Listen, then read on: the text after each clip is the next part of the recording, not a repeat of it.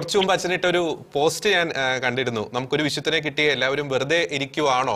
ഇപ്പൊ രണ്ട് പുണ്യജീവിതങ്ങളും രണ്ട് യുവജീവിതങ്ങളും വിശുദ്ധ പദവിയിലേക്ക് ഉയർത്തപ്പെടുമ്പോൾ ഇനി ക്രൈസ്തവ, പ്രത്യേകിച്ച് കത്തോലിക്ക യുവജനങ്ങൾക്ക് വെറുതെ ഇരിക്കാൻ കഴിയുമോ? അച്ഛൻ എന്ത് തോന്നുന്നു?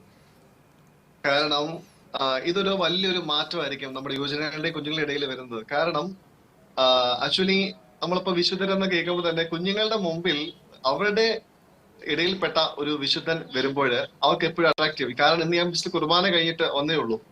അപ്പോഴാണ് ഇവർ ചോദിക്കുന്നത്, മാതാപിതാക്കൾ ജീവിച്ചിരിക്കുമ്പോൾ തന്നെ എങ്ങനെ വിശുദ്ധൻ? അപ്പൊ അതാണ് ഇപ്പൊ പണ്ട് കർത്താവ് കുറച്ച് താമസിക്കരുത്, ഇപ്പൊ പെട്ടെന്ന് വളരെ കാര്യങ്ങൾ ചെയ്ത്. ഇപ്പൊ ഞാൻ ഉടനെ പറഞ്ഞു, വൺസ് നിങ്ങൾ ഒരു നന്മ ചെയ്യുവാനായിട്ട് ആഗ്രഹിക്കുന്നുണ്ടെങ്കിൽ കർത്താവ് പെട്ടെന്ന് പ്രതിഫലം തന്നോളൂ എന്ന രീതിയിൽ ഞാൻ പറഞ്ഞു കൊടുത്തു. കാരണം കാർലോസ് അക്വിറ്റസ് എന്ന് പറയുന്നത് എനിക്ക് അന്ന് മുതലേ പണ്ട് മുതലേ ഞാനത് ഒത്തിരി വായിക്കുകയും ചെയ്തിട്ടുണ്ട്. കാരണം യുവജനങ്ങളുടെ റിയലി ഒരു ചലഞ്ചാണ് കേട്ടോ, റിയലി ഒരു ചലഞ്ചാണ്. കാരണം നമ്മുടെ കുഞ്ഞുങ്ങൾ എല്ലാവരും മൊബൈൽ ഉപയോഗിക്കുന്നവരാണ്, ലാപ്ടോപ്പ് ഉപയോഗിക്കുന്നവരാണ്. പക്ഷേ എല്ലാവരും എങ്ങനെ ഉപയോഗിക്കുന്നു എന്നുള്ളതാണ് ചോദ്യം, അല്ലെ? ഈ പറയുന്ന നമ്മള് മൊബൈൽ യൂസ് ചെയ്യുന്നുണ്ട്. ഈ ഒരു 100% എടുത്തു കഴിഞ്ഞാൽ, നമ്മൾ ഡിവൈഡ് ചെയ്ത് കഴിഞ്ഞാൽ ഈശോയ്ക്ക് വേണ്ടി മാറ്റിവെക്കുന്ന സമയം എത്രയാണ് എന്നുള്ളതാണ്. എനിക്ക് ഉറപ്പായിട്ടും പറയാൻ സാധിക്കുന്ന വലിയൊരു കാര്യം, ഇത് നമ്മുടെ പ്രത്യേകിച്ച് നമ്മുടെ മലങ്കര കത്തോലിക്ക സഭയ്ക്ക് ഇത് വലിയൊരു മാറ്റത്തിന്റെ ഒരു പടിയായിട്ട് തന്നെ മാറുന്നതിൽ യാതൊരു സംശയവുമില്ല. കാരണം നമ്മുടെ യുവാക്കളുടെ വൈബ് അനുസരിച്ചുള്ള ഒരു വിശുദ്ധൻ എന്ന് വേണമെങ്കിൽ പറയാം. ഒരു വൈബ് വിശുദ്ധനെ കണ്ട് നമ്മുടെ കുഞ്ഞുങ്ങളിൽ പോവുക എന്ന് പറയുമ്പോൾ തന്നെ അതില് ആ വൈബ് എന്തിനാണ്? ബെർമുഡ ഇട്ട് അല്ലെങ്കിൽ ബനിയൻ ഇട്ട് പാൻസ് ഇട്ട് ജീൻസ് ഇട്ട് കളിക്കുന്ന ഒരു നന്നായിട്ട് ആക്റ്റീവായിട്ട് നിൽക്കുന്ന ഒരു യുവജനം എന്ന് പറയുമ്പോൾ അതിൽ ഏറ്റവും കൂടുതൽ സന്തോഷിക്കുന്ന നമ്മുടെ കുഞ്ഞുങ്ങളാണ് കൂടുതൽ സന്തോഷിക്കുന്നത്. അപ്പോഴ് ഞാൻ യുവജനങ്ങളുടെ ഡയറക്ടറാണ്, കുഞ്ഞുങ്ങളെ ഒത്തിരി ഇഷ്ടപ്പെടുന്ന വ്യക്തിയാണ്.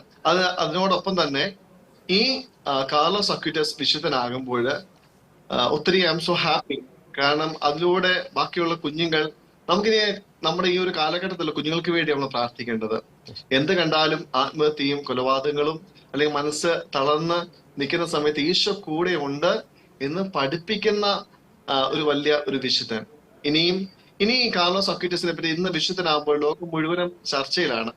അപ്പൊ അതുകൊണ്ട് ഉറപ്പാണ് ഇതിലൂടെ അനേകം കുഞ്ഞുങ്ങൾ ഈശോയെ മുറുകെ പിടിക്കുവാനും ഈശോയെ ലോകത്തിന് കൊടുക്കുവാനും നമ്മുടെ സോഷ്യൽ മീഡിയ ഉപയോഗിക്കുമ്പോൾ അതിനി അവർ ശ്രദ്ധിക്കും.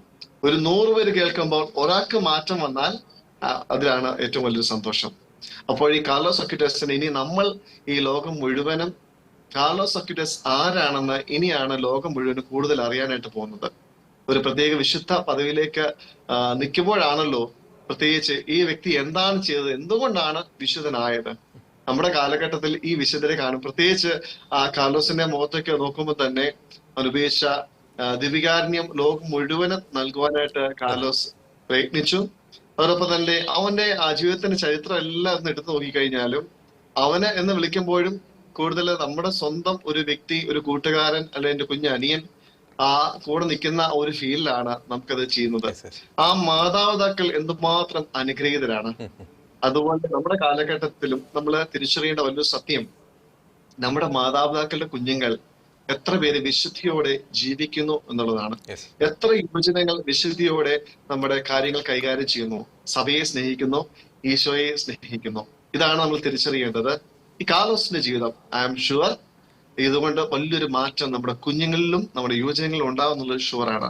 കാരണം ജനലക്ഷങ്ങളാണ് നമ്മുടെ അവിടേക്ക് വന്നുകൊണ്ടിരിക്കുന്നത്. യെസ്, വളരെ നന്ദി ലിജിനച്ച. വിലയേറിയ അഭിപ്രായം പങ്കുവച്ച അച്ഛൻ പറഞ്ഞതുപോലെ ഇനിയാണ് മാറ്റങ്ങൾ സംഭവിക്കാൻ പോകുന്നത്. ഇനിയാണ് ലോകത്ത് വലിയൊരു വിപ്ലവം വിശുദ്ധ കാർലോയിലൂടെയും ഒപ്പം തന്നെ വിശുദ്ധ പദവിയിലേക്ക് ഉയർത്തപ്പെടാൻ പോകുന്ന വിശുദ്ധ പിയർ ജോർജിയോ ഫ്രസാറ്റിയിലൂടെയും സംഭവിക്കാൻ പോകുന്നത്. അച്ഛൻ പറഞ്ഞതുപോലെ നമ്മുടെ 2 കുഞ്ഞ് അനുജന്മാർ ഇന്ന് വിശുദ്ധ പദവിയിലേക്ക് ഉയർത്തപ്പെടുകയാണ്. അതിൻ്റെ ഒരു വലിയൊരു സന്തോഷം തന്നെയാണ്. വളരെ നന്ദി അച്ഛൻ ഈ ഒരു ഘട്ടത്തിൽ ഷെക്കന ന്യൂസിനോട് തത്സമയം ഈ അച്ഛൻ്റെ വിലയേറിയ ആശയങ്ങൾ പങ്കുവച്ചതിന്. താങ്ക് യു അച്ഛൻ.